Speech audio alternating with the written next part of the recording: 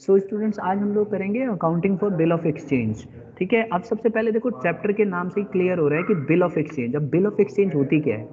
देखो, अगर हम इंडियन नेगोशिएबल इंस्ट्रूमेंट एक्ट 1881 को देखें तो बिल ऑफ एक्सचेंज के बारे में इसमें बताया गया है। जो नेगोशिएबल इंस्ट्रूमेंट एक्ट है 1881, उस समय ये बनाया गया था एक्ट, और उसमें कहा गया है कि बिल ऑफ एक्सचेंज एक ऐसा इंस्ट्रूमेंट है जो कि राइटिंग में होना चाहिए। सबसे पहली बात तो ये राइटिंग का मतलब है कि मुंह से नहीं बोला जाएगा, ओरल नहीं होगा। ये बिल ऑफ एक्सचेंज कोई भी जब भी बनाई जाएगी ना, तो ये हमेशा राइटिंग में होगी, लिखित होगी।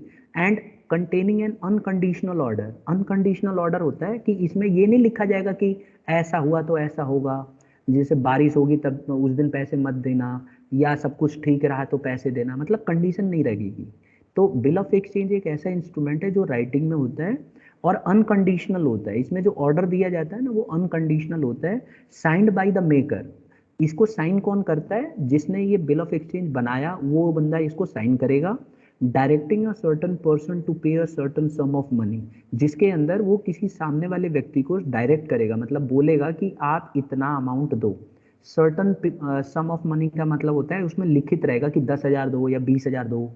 ठीक है, अंदाजे से नहीं लिखा जाएगा, सीधा स्पेसिफिक अमाउंट लिखा जाएगा कि इतना दो।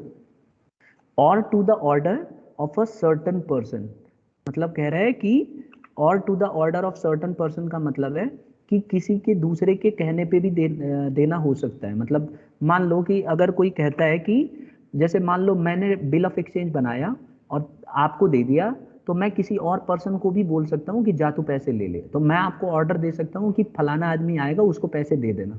तो ये बोला गया है इसमें कि order a certain sum of money only to, और to a order of a certain person, और to a bearer of the instrument. जिसके पास इंस्ट्रूमेंट है उसको ऑर्डर दिया जाएगा कि फलाना व्यक्ति को दे दो, तो वो उसी को बिल ऑफ एक्सचेंज देगा। अब देखो, इसके लिए समझने के लिए ना मैंने एक आपके लिए ये बिल ऑफ एक्सचेंज का एक फॉर्मेट रखा है। इसको इससे ज़्यादा अच्छे से समझ में आएगा। जैसे मान लीजिए बिल ऑफ एक्सचेंज का फॉर्मेट है। अब देखो किस इस तरह से बिल ऑफ एक्सचेंज होती है, जो आप देख रहे हो ना, यहाँ पे लेफ्ट साइड में आप देखो एक स्टैंप दिख रहा है आपको। यहाँ पे एक स्टैंप लगाया जाता है, नीचे इसके अमाउंट लिखा जाता है। यहाँ जो मैं लेजर लाइट यूज जो दिखा रहा हूँ आपको, 10,000 यहाँ पे अमाउंट लिखा जाएगा। जैसे मान लो मेरे को 20,000 का बिल ऑफ एक्सचेंज देना है, तो यहाँ पे 20,000 लिख दूंगा। फिर यहाँ पे आप देख रहे हो ये एड्रेस है, ये एड्रेस रहेगा। ठीक है, ये वाला एड्रेस, और यहाँ पे होगा, लिखा जाएगा इस तरह से। और यही एक इसका पैटर्न है लिखने का, 3 months after the date pay me or to my order the sum of ₹10,000 only for a value received. ठीक है, तो इतना ये इस तरह से लिखा जाएगा, और फिर यहाँ पे टू ये एड्रेस लिखा रहेगा। ठीक है, तो यहाँ पे ये है हमारी बिल ऑफ एक्सचेंज की खास बात। तो बिल ऑफ एक्सचेंज क्या है, एक बार फिर से समझ लेते हैं।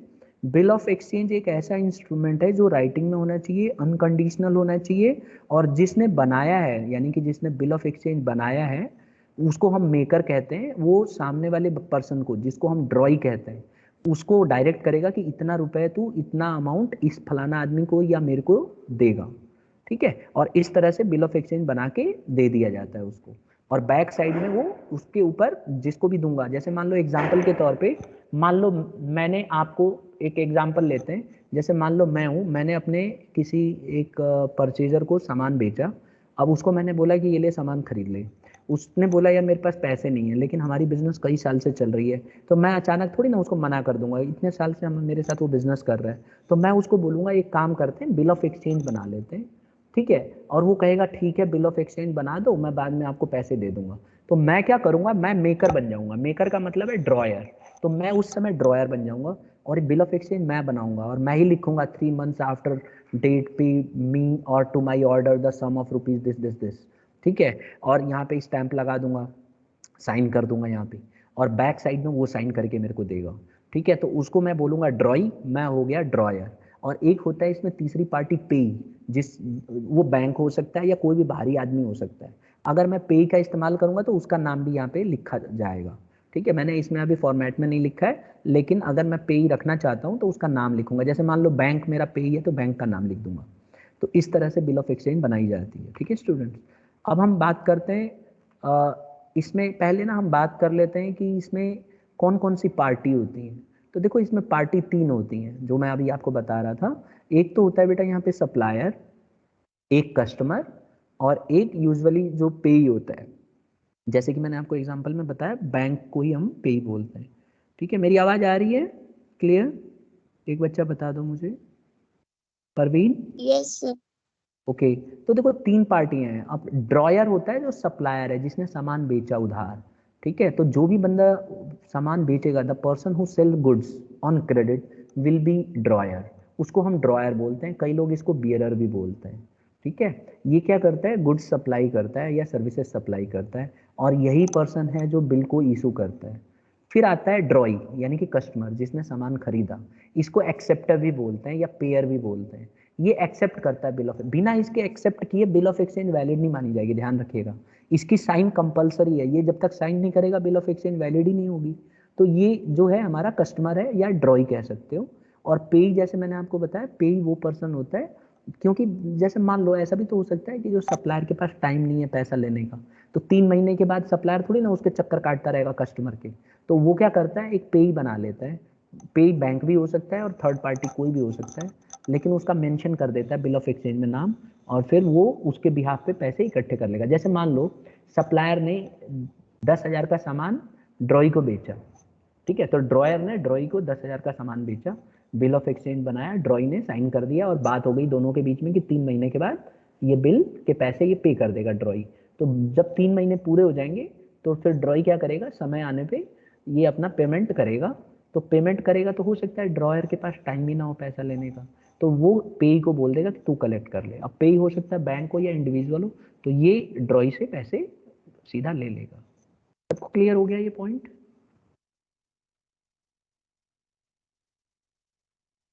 हाँ या ना बोलो। यस। परवीन, आ गया समझ में? ठीक है, चलो वंशी क्या बता रही यस है। जो परचेजर होता है वंशी का, उसको क्या बोलेंगे, ड्रॉयर, ड्रॉई या पेई? सर ड्रॉई। और जो थर्ड पार्टी होगी जो पैसे कलेक्ट करने जाएगी? पे। पेई। क्या पेई का नाम लिखना जरूरी है बिल ऑफ एक्सचेंज में? नो सर, अगर होगा तो मतलब नहीं, अगर कंपल्सरी होगा नहीं। तो, होगा तो मतलब मान लो ड्रॉयर रखना चाहता है पेई, तब? सर तब लिखना कंपल्सरी है। Yes sir. तब लिखना कंपलसरी है। जैसे ये देख रहे हो ना यहाँ पे, तो पे टू माई ऑर्डर और पेई का नाम लिखना पड़ेगा यहाँ पे। ठीक है, अगर नहीं है तो फिर कोई दिक्कत नहीं है, लेकिन अगर है तो लिखना ही पड़ेगा। तो ये इसमें खास बात होती है। अच्छा, ड्रॉई क्या साइन करेगा बिल ऑफ एक्सचेंज में? Yes sir, like sign. अगर अगर नहीं करेगा तो क्या वैलिड मानी जाएगी bill of exchange? No sir. नहीं। अच्छा, क्या अगर ड्रॉई मान लो एक बार को पैसे देने से मना कर देता है, तो क्या क्या प्रॉब्लम हो सकती है बिल ऑफ एक्सचेंज में, आपको क्या लगता है? बच जाएगा या कुछ कुछ ना कुछ प्रॉब्लम हो सकती होगी? सर हो सकती है प्रॉब्लम। क्योंकि क्योंकि ये बिल जो है ना, ये लीगली, देखो इंस्ट्रूमेंट एक्ट के अंदर बनाई गई है। तो इसमें प्रोविजन रखा गया है कि अगर कोई व्यक्ति फ्रॉड करता है तो उसको मतलब लीगल नोटिस भेजा जाएगा। तो इसमें इसीलिए आप देखोगे यहाँ पे स्टैंप लग रहा है। ये स्टैंप इसीलिए लगता है क्योंकि जब भी किसी भी कागज के ऊपर ही जब स्टैंप लग जाता है ना, तो आप ध्यान रखना वो लीगल डॉक्यूमेंट बन जाता है। इसीलिए आपने देखा होगा घर में आपके जो जमीन के कागज हैं या कोई भी इस तरह के जो डॉक्यूमेंट होते हैं, उसमें गवर्नमेंट के स्टैंप लगे होते हैं। तो यहाँ पे भी नोटरी के द्वारा ना यहाँ पे स्टैंप लगाया जाता है, और बाकायदा इसका रिकॉर्ड रहता है। तो अगर कल को वो पैसा नहीं देता, मान लो 3 महीने के बाद देने से मना कर दे ड्रॉई, तो फिर वो नोटिस भेजा जाएगा, कोर्ट की तरफ से नोटिस जाएगा कि आपने पैसा नहीं दिया, और उसको देना पड़ेगा। साथ में जो अलग से चार्जेस देने पड़ेंगे, भाग दौड़ के खर्चे जो हुए वो अलग। तो इसमें बहुत कॉम्प्लिकेटेड प्रोसेस है। ठीक है, और बिल ऑफ एक्सचेंज जो है दो तरह की होती हैं, एक ट्रेड बिल और एक एकोमोडेशन बिल। ठीक है, तो इनके बारे में हम बाद में करेंगे बात। पहले हम बिल ऑफ एक्सचेंज समझ लेते हैं कि होता क्या है, इसकी खूबियाँ क्या है। देखिए, सबसे पहले बिल ऑफ एक्सचेंज जो है, देखो ऊपर देखो, although a bill of exchange and promissory note are different in form. Promissory note मैं बाद में बताऊंगा, पहले इसके फीचर्स देख लेते हैं। ठीक है, सबसे पहला है it must be in writing. अभी मैंने थोड़ी देर पहले बताया कि बिल ऑफ एक्सचेंज हमेशा राइटिंग में ही होनी चाहिए, ओरल नहीं हो सकती। दूसरा, it must be sign by the drawer. कौन साइन करेगा? ड्रॉयर, जिसने बिल को बनाया है, और बैक साइड में ड्रॉई साइन करता है। तीसरा इसका फीचर है कि ड्रॉयर, ड्रॉई एंड पे मस्ट बी सर्टन। इसका मतलब कोई समझाएगा क्या है इसका मतलब? ड्रॉयर, ड्रॉई एंड पे मस्ट बी सर्टन, इसका क्या मतलब होगा? सर ये तीनों सेम रहने चाहिए। सर्टेन का मतलब है कोई व्यक्ति होने चाहिए, स्पेसिफिक लोग होने चाहिए। ऐसा ना हो कि भाई वो भी हो जाए बाद में नहीं रहेगा तो किसी और को मान लेंगे, ऐसा नहीं होना चाहिए इसमें। मतलब उसका नाम स्पेसिफिक लिखा जाएगा कि यही वो व्यक्ति है। मतलब कल को आप ऐसे नहीं बोल सकते हो कि जैसे मान लो मैं ड्रॉयर हूँ, मैंने बिल ऑफ एक्सचेंज ड्रॉ कर दिया और पेई का नाम मैं खाली बोल रहा हूँ पेई, तो उसका मुझे बताना पड़ेगा कि भाई state bank of India Najafgarh वाला है या स्टेट बैंक ऑफ इंडिया कोई द्वारका वाला है। ये बात मुझे स्पेसिफिक लिखनी होगी, खाली ऐसे लिख के नहीं दे सकता कि मैं SBI इंडिया। अब SBI इंडिया में तो नजफगढ़ भी हो सकता है और उत्तर ये अपना कहीं कोई भी एरिया का हो सकता है, तो इसलिए मुझे नाम उसका स्पेसिफिक देना पड़ेगा। और अगर किसी इंडिविजुअल को भी रखता हूँ तो उसका भी नाम मेरे को स्पेसिफिक देना ही पड़ेगा। तो सर्टेनिटी होती है इसमें कि कौन व्यक्ति है वो। चौथा आता है कि the sum payable must also be certain, कितना पे करना है ये भी सर्टन होना चाहिए। मतलब अराउंड ऐसे नहीं लिख सकते कि bill of exchange around 20,000, around नहीं लिखेंगे, स्पेसिफिक उसका नाम लिखेंगे कि 20,000 है कि 10,000 है। मान लो 7,840 रुपए है तो लिखेंगे 7,840 रुपीज, ऐसे करके लिखना पड़ेगा, सर्टन अमाउंट होना चाहिए। फिर नेक्स्ट आता है it should be properly stamped, formalities like date place etcetera. Bill of exchange में ना स्टैंप लगा होना चाहिए, ठीक है, और फिर डेट होनी चाहिए यहाँ पे, ठीक है ना, एड्रेस होना चाहिए। तो ये ध्यान रखना है बेटा, ये दोनों चीजें होना कंपलसरी है। फिर आता है it must be a certain, it must contain an express order to pay money and money along alone. देखो जैसे ये इस तरह से नहीं होना चाहिए, देखो ये जो मैंने लिखा है ना ये गलत है। कैसे? I shall be highly obliged if you make it convenient to pay ₹1,000 to afresh.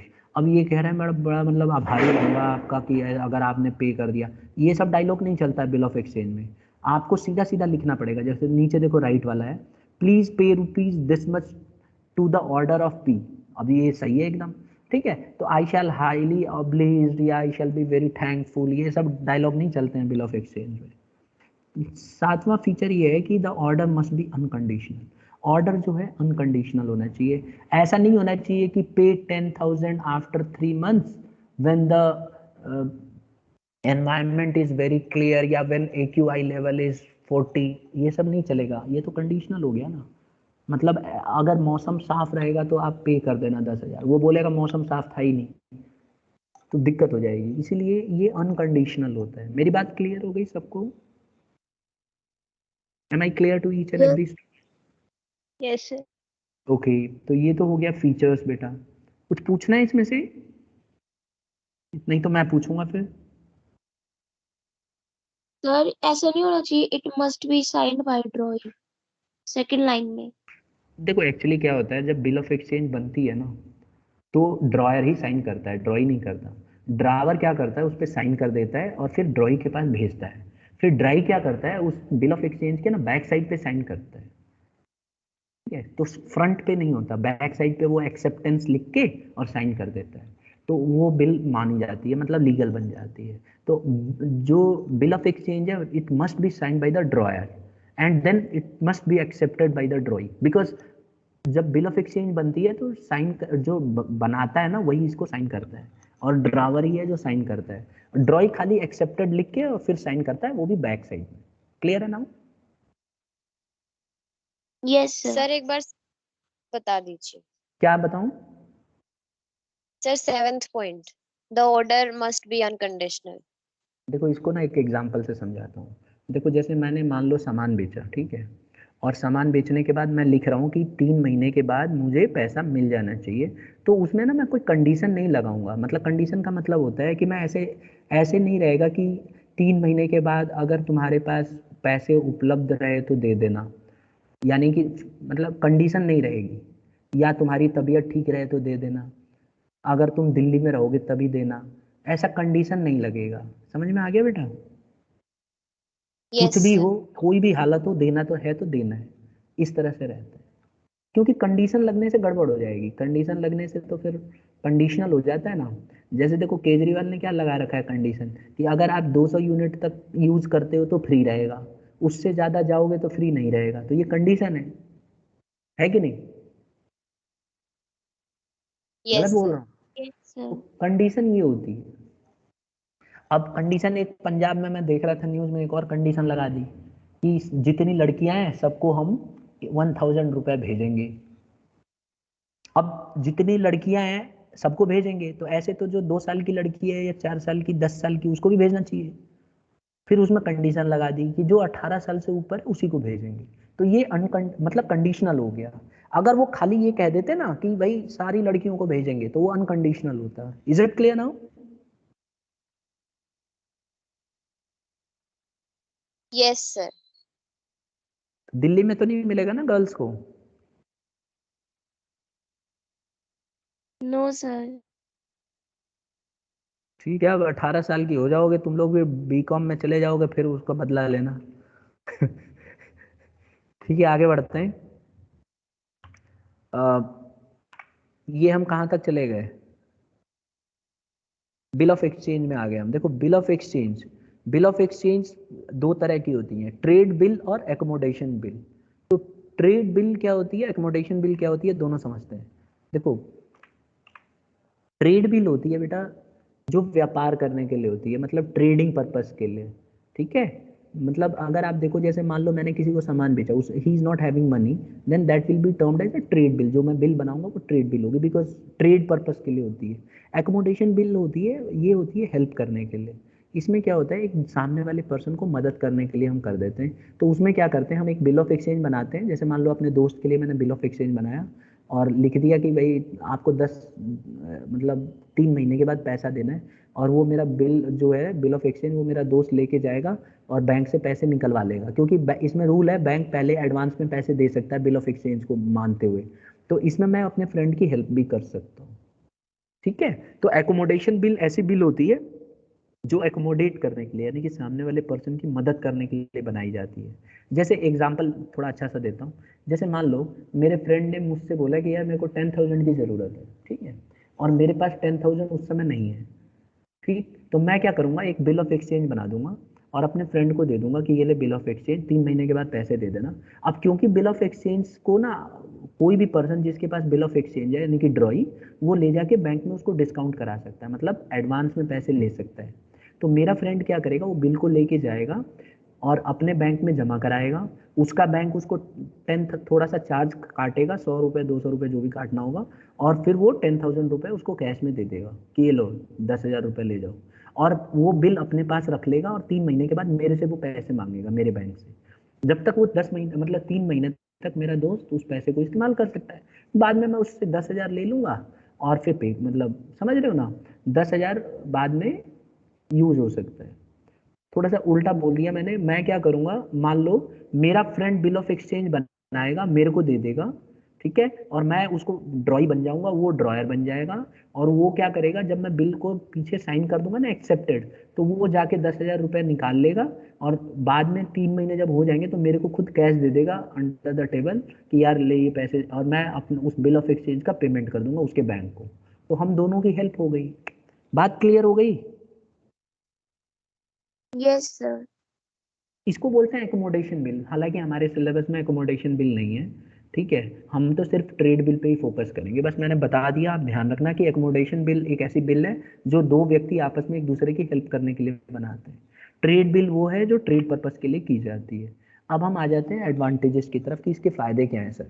देखो इसके बहुत सारे फायदे हैं। अब bill of exchange is used in settlement of debt. उधारी को सेटल करने के लिए इसको यूज किया जाता है। जैसे कि मैंने आपको बताया, अगर मैंने कोई सामान बेचा और सामने वाले पर्सन के पास पैसे नहीं है पे करने के लिए, तो बिल ऑफ एक्सचेंज बनाई जाती है। क्योंकि वो पे नहीं कर सकता, इसीलिए बिल ऑफ एक्सचेंज बनाई जा सकती है और सेटल किया जा सकता है जो है डेट उसको। क्लियर है? दूसरा, it fixes the date of payment. इससे सबसे अच्छी बात क्या होती है कि डेट ऑफ पेमेंट फिक्स हो जाता है इसमें, कि कितने तारीख को देगा। इसमें पक्का फिक्स रहता है कि इतने तारीख को पैसा मिल जाएगा। तीसरा, it is written and sign acknowledgement of debt. ये रिटर्न फॉर्म में होता है और बाकायदा साइन किया होता है। तो ये एक तरह से एक्नॉलेज करता है कि इतना उधार है। कल को अगर वो बोलता है कि नहीं मेरे पास तो उधार नहीं है, तो हम बिल ऑफ एक्सचेंज दिखा सकते हैं, देख तेरे साइन है और तूने इस पे साइन किया हुआ है और बिल ऑफ एक्सचेंज बनाया था हमने। तो वो भाग नहीं सकता, मुकर नहीं सकता। नहीं तो कई बार क्या होता है, हमने किसी को पैसे दिए उधार और वो बोलता है कि बाद में 2 साल 1 साल बाद बोल देगा या 2 महीने बाद बोल देगा मैंने तो पैसे ही नहीं लिए। तो इसमें फंस जाएगा आदमी। तो इसीलिए बिल ऑफ एक्सचेंज अच्छा माना जाता है इस मामले में। फिर चौथा है, अ debtor enjoys full period of credit. जो जिसने उधार लिया है ना, वो आसानी से उतने दिन तक वो पैसे रख सकता है, फुल पीरियड ऑफ क्रेडिट उधार यूज कर सकता है, उसको कोई कंडीशन नहीं है कि ऐसा कर ऐसा कर, जैसे मन करे वो इस्तेमाल कर सकता है। फिर पांचवा पॉइंट है, a drawer can convert the bill into cash by getting it discounted with the bank. जैसे कि मैंने आपको बताया, जो ड्रावर है जिसने बिल ऑफ एक्सचेंज बनाया है, अगर उसको अचानक पैसे की ज़रूरत पड़ी, तो जो ड्रॉई ने पैसा नहीं दिया है लेकिन बिल पे साइन करके दिया है, उसको ले जाके आप अपने बैंक से पैसे निकलवा सकते हो। इसको बोलते हैं डिस्काउंटिंग ऑफ बिल। आप एडवांस पैसा ले सकते हो बैंक, क्योंकि बैंक को पता है कि ये बहुत ही लीगल डॉक्यूमेंट है, तो बैंक इसको प्रूफ के तौर पे रख लेता है और आपको पैसे कुछ थोड़ा सा चार्जेस काट के दे देता है, और आप इस पैसे का इस्तेमाल कर सकते हो। Is it clear?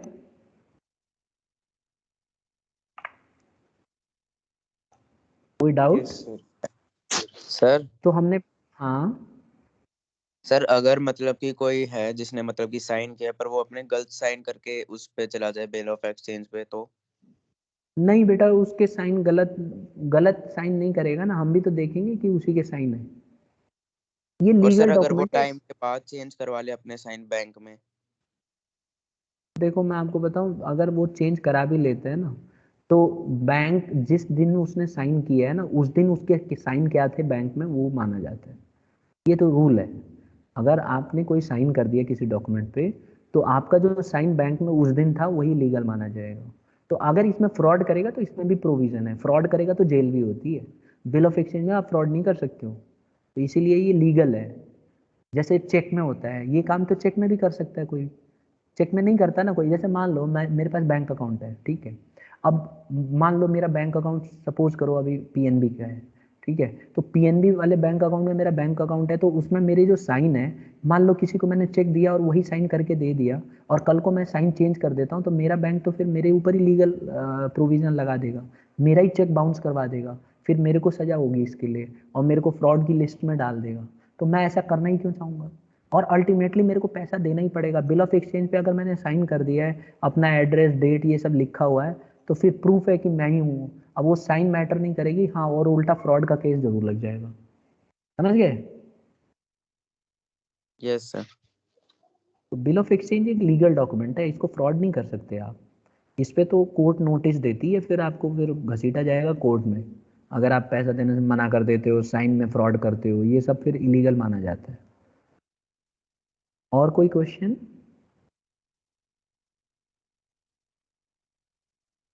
मन में और भी क्वेश्चन आ रहे होंगे ना, बच्चे तो बहुत सारा क्वेश्चन पूछते हैं इस टॉपिक में। आपके मन में ये भी आ रहा होगा कि सर अगर मान लो नहीं दे पाया 3 महीने के बाद, तो क्या बिल की डेट और बढ़वा सकता है? क्या उससे रिक्वेस्ट कर सकता है कि यार और 2 महीने के लिए बढ़ा दे, मेरे पास पैसे नहीं है? तो आंसर है हाँ। अगर मान लो ड्रॉई के पास पैसे नहीं है और बिल देने का टाइम आ गया, तो ड्रॉवर से वो रिक्वेस्ट कर सकता है, यार 2 महीने की बिल और एक्सटेंड कर लेते हैं, रिन्यू कर लेते हैं, और थोड़े बहुत मेरे पास पैसे हैं ये ले ले, और बाकी का जो रिमेनिंग है नई बिल बना लेते हैं। तो ऐसा हो सकता है। Am I clear to everybody? Yes sir. लेकिन यस सर। बिल उसी के पास होनी चाहिए। ऐसा नहीं है कि बिल बैंक से पैसे भी ले चुका है और फिर उससे रिक्वेस्ट कर रहा है। जैसे मान लो ऐसा है, मान लो 1 लाख की बिल ऑफ एक्सचेंज बनी, ड्रॉई ने क्या किया, अपने बैंक में दौड़ा दौड़ा गया, अगले दिन पैसे निकाल लिए। फिर जब 3 महीने पूरे हो गए, तो ड्रॉवर से कह रहा है भाई एक काम करते हैं, बिल को और रिन्यू कर लेते हैं। अब वो बिल तो बैंक के पास है, बैंक थोड़ी ना मानेगा, बैंक तो बोलेगा मेरे को पैसे दो, 3 महीने हो चुके हैं। और नहीं दोगे तो 3 दिन वेट करेगा, ग्रेस पीरियड मिलता है इसमें, बताऊंगा बाद में जब हम अभी करेंगे अगली क्लास में। तो उसमें वो इंतजार करता है, उसके बाद एक लीगल नोटिस आ जाएगी घर पे कि भाई अभी तक आपने पैसे नहीं दिए। बैंक क्या करेगा, ड्रावर को सीधा बोलेगा जो आपका ड्रॉई था ना वो पैसे देने से मना कर रहा है, निपटो उससे, और हमारे बैंक से उड़ा देगा पैसे वो। ठीक है, तो बैंक इतना टेंशन नहीं लेता है। अब हम आ जाते हैं, आपके दिमाग में एक और आ रहा होगा, प्रोमिसरी नोट। हालांकि हमारे सिलेबस में बिल ऑफ एक्सचेंज है, प्रोमिसरी नोट क्या होता है ये भी समझ लेते हैं। देखो प्रोमिसरी नोट भी बिल ऑफ एक्सचेंज की तरह ही होता है, बस दोनों में फ़र्क ये है कि बिल ऑफ एक्सचेंज में प्रॉमिस नहीं होता, वहाँ ऑर्डर होता है, और प्रोमिसरी नोट के अंदर प्रॉमिस किया जाता है। ठीक है, बस यही फ़र्क है, बाकी सब कुछ वैसा ही है। और एक और डिफरेंस है, यहाँ पे जो बिल बनाता है ना, बिल ऑफ एक्सचेंज, ये ड्रॉई बनाता है, यानी कि यहाँ पे जो मेकर होता है ना वो ड्रॉई होता है, उल्टा होता है। ठीक है, बिल ऑफ एक्सचेंज में कौन बना रहा था? ड्रॉयर, जो सप्लायर होता है गुड्स का। अगर प्रोमिसरी नोट होगा तो कौन बनाएगा बेटा? ड्रॉई। और यहाँ पे ना बिल ऑफ एक्सचेंज में ड्रावर ऑर्डर दे रहा था, यहाँ पे प्रॉमिसरी नोट में ना ड्रॉई जो है प्रॉमिस करेगा कि मैं प्रॉमिस करता हूँ कि मैं बिल ऑफ एक्सचेंज ऐसे ऐसे इस तरह से लिखेगा डायलॉग। समझे? देखो ये रहा, देखो प्रॉमिसरी नोट का ये रहा, यहाँ पे देखो 50,000 6 month after date we promise to pay MS Suraj electronics and company और order a sum of 50,000 with interest at 8% per annum valued received. इस तरह से प्रॉमिस करेगा यहाँ पे। अच्छा ये बनाएगा कौन? यहाँ पे मेकर कौन होगा तनीषा? मेकर कौन होगा इसमें? सर ड्रॉई। आपके पास स्क्रीन पे आ नहीं रहा है ना, अभी आएगा देखो। आया नहीं? सर स्पेसिमेन तो हो रहा स्क्रीन पे है। स्पेसिमेन ऑफ प्रॉमिसरी नोट आ रहा है yes yes sir. Sir. Yes sir कि नहीं? सर शो हो रहा है स्क्रीन पे। स्टूडेंट्स हैंग तो नहीं हो रखा है ना स्क्रीन? नहीं दिख रहा है। No sir. हाँ या ना बताओ बेटा। सर सर दिख शो रहा है। हो रहा है।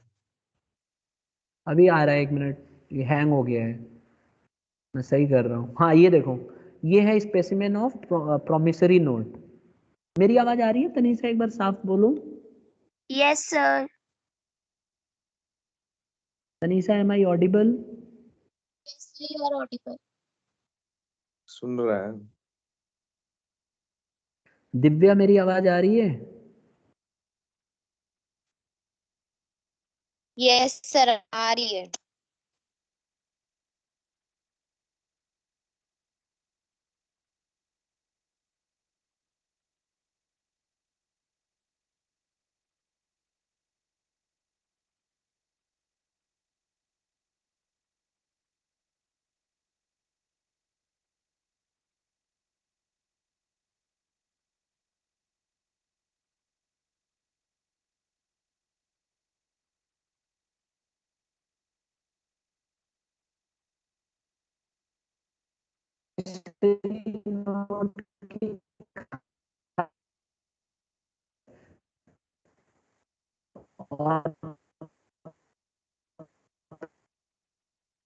क्लियर? स्क्रीन सर पे आवाज क्लियर कट रही है शो हो रहा है। आपकी। बीच में